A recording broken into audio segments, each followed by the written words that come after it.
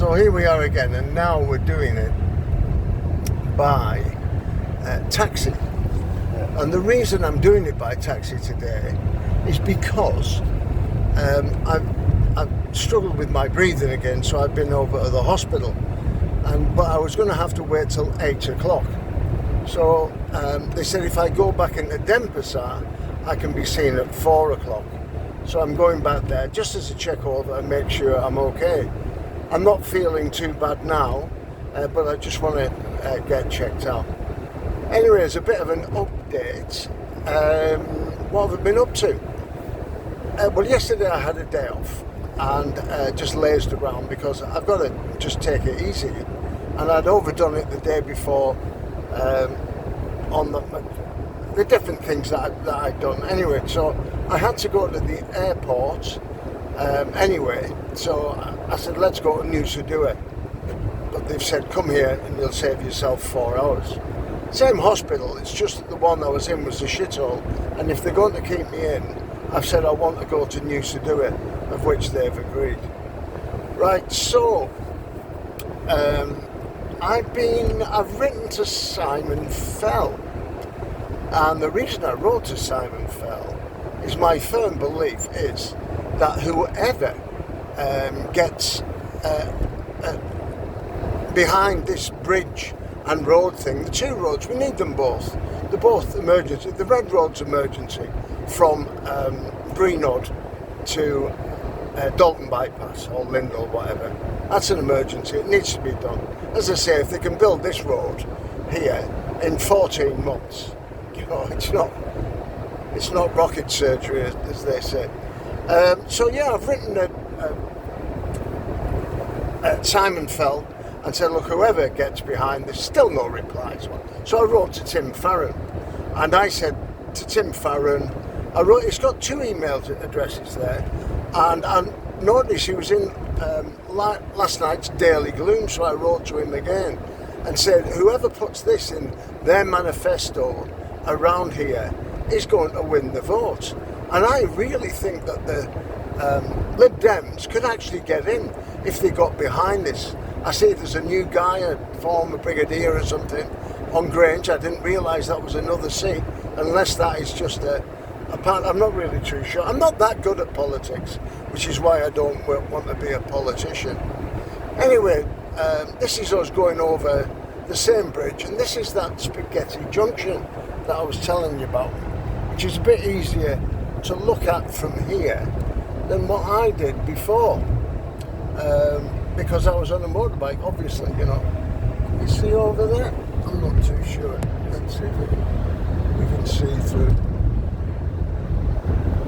Yeah, I think the last thing we want to be doing is putting any trees and things on there, because obviously, you know, you're going over such a beautiful bridge, if they do bridge across Morecambe Bay, and you want to be able to see on both sides. You want to be able to see out to sea. And also, really, you want to be able to see... Can you see that there? No? Not really. You want to be able to see... And most certainly you want to be able to see the lakes over the other side.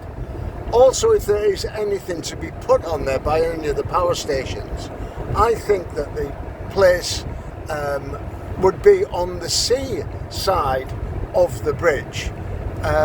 Because water's water and you can miss something going the other way. So keep the lake side all nice and clear, and keep the seaside, if you do have to put something there, which won't be much. I keep going on about this cylindrical thing where they just go along, they drop them in, they take them out and they maintain them, and it's a magic idea. It's a Japanese invention. So no sooner have we left, I suppose, than we're here.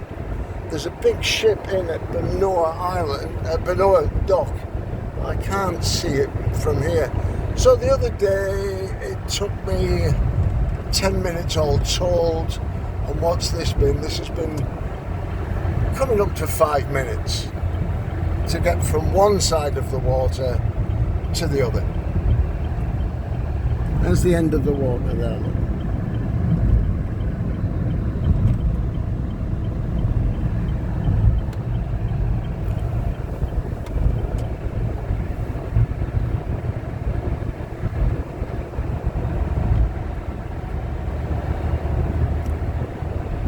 guy hasn't been doing 60 miles an hour as you can do. He's been doing 45 miles an hour. So there you go.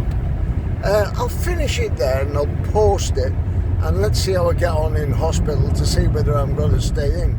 If I've got to stay in, I've got to stay in. I just can't risk this.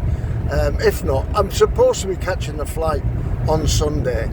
I just can't see them giving me a fitness to fly. But the insurance have been good. They've been on and they've said just get there, give us an update, and we'll cover your Rog, which will be good.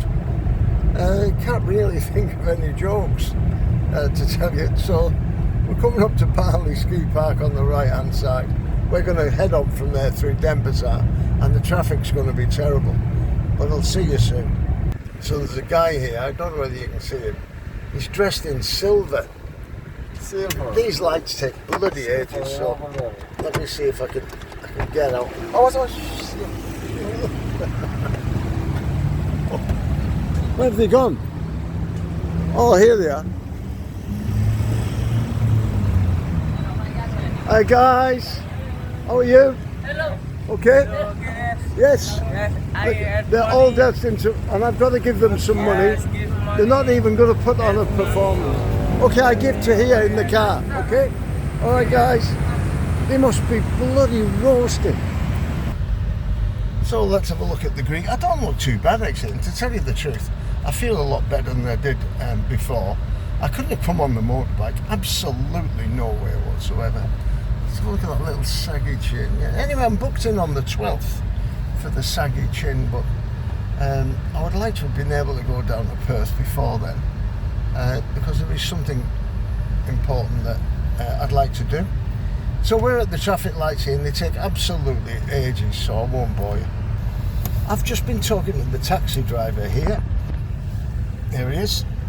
And he's from Komodo. And I said, I'd love to go to Komodo. And he said, oh, you can fly there in 40 minutes. Oh, I said, what about getting a boat? He said, yeah, no problem. They go from Benoa. And so I've been onto that. So I'll see if I can do that next and go and see the Komodo dragon.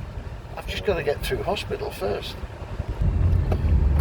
While I was in hospital in Nusa Dua waiting for the doctor, they had YouTube on there, so I was able to flick through some of the channels while I was in there.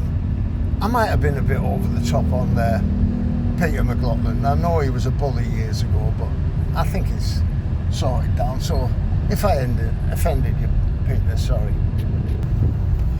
My plan was actually to start light training on Monday. But it doesn't look like that's going to happen at the moment. Yeah, if this is recurring and I want to go to a Western hospital like that up in Singapore, they'll still pay for it if I go from there. But if I go to Perth, the hospital don't pay for you once you land back at home. But it's getting there, and they won't give me a fit to fly. So I think the thing would be to get a ship down, which is a nice little 3-day cruise. But we'll wait and see. So it'll be interesting to see if Tim Farron comes back, because I mean, what he might say, oh, who is this Roger McKinn? And you know, I said, don't listen to the bullshit that other people tell you. You know, get in touch and we'll see what happens. As I say, this could be the first time the Lib Dems get in. You build this road, you put that in your manifesto, you're going to get a lot of support from the Barrow people. All around, you're going to get a lot of support. Oh, that's right. I also wrote to Ellie Ruston saying I still haven't received anything from she is I told you, the police investigation person. But I'd finished off with, I live in hope. And I do live in hope. I would like, you know, just to get it sorted. So I still haven't heard anything from Eddie or Eloise. She did bring my trainers back in the week and left me some donuts and a drink and things like that, which was nice of her, but I think that's dead and buried now. That's what I forgot to say.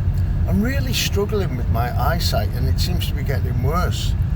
I'm up to a 3 now, and I went for an eye test when I think I did show you me going in for the eye test when I was in Perth, in Fremantle, and they found an anomaly there at the back of my eye, and I wasn't able to stay there, and so I set off here. So maybe I should follow up on that.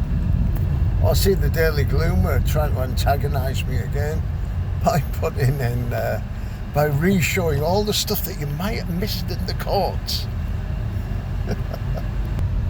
Of course, as usual, you couldn't make any comments. I've got a big update on the villas, but I'm probably not going to say anything more about the villas because it's tricky. It's not tricky. It's just that I don't want the other villa owners to know about it. The first thing I want them to know is when I've left with a big fat cheque in my hand. So I've got my neck treatment on the 12th, and she's lovely as well. She looks a bit sort of Korean, not really Balinese, and she said she's from Japanese descent or something like that. And she spoke perfect English and laughed at all my jokes. Half the battle. So she's got me booked in, and she said if I want to, I can do it live. And I said okay. I said, am I allowed to be kept conscious? She said, oh no, men can't take the pain. Men can't take the pain. Bloody hell. So I said I can take the pain. She said she's not going to take the risk. Yeah, you women complain about having babies. Have you ever had root canal treatment? No. That's proper pain, that. That was it. That's what I meant to tell you. A lot of the times when you phone from here, you can't actually get through on the number. They say the number's been disconnected. And that was the same with Reassure when I tried to get through to them. I've got some pension to pick up from them, and it won't ring their number. It also won't ring 101. So if I want to ask the police where my car is in Manchester, they won't tell anybody. You've got to prove it's you. So I asked somebody else to do it, and they said no, they can't. And I said okay, fair enough. It was Wendy actually, my friend Wendy. And anyway, I've tried to ring 101, and I put the +44 in there, but just nothing. So I don't know how I'm supposed to do that one. Yesterday I took a Brazilian woman, she's 60, she was getting her hair done. I said, do you want to come down and see my Bali? And I'll treat you to a nasi goreng. Yeah. 60 pence. So anyway, she came down, and we had a real great laugh. And she said, oh, I've looked on your profile. And I said, oh yeah. She said, and you look fat when you're boxing. And I said, do I? I hadn't really noticed, to tell you the truth. So I looked at it, and I do look fat. I am by no means fat. Not by a long way. I don't know. They say the camera makes you look fat, but I am just not. If anything, everything's falling off me at the moment. I mean, I was 20 stone. I'm not 15 stone at the moment. Yeah, I'm not too sure. I think this might be a bit of a false alarm. So we're pulling up at the hospital now, and we'll see. So here we are. And if you'd have seen the place I've just come from, and this place, it's a bit of a shithole.